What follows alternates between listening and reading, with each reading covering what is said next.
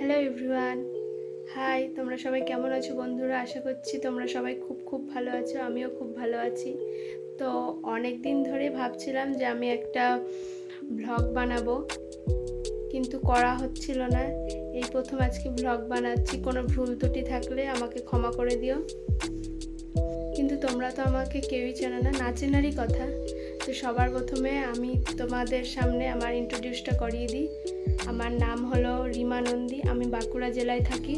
আমি একজন হাউসওয়াইফ। আমি জীবনে কিছু করতে চাই বলেই এই ভ্লগ চ্যানেলটা খুলেছি।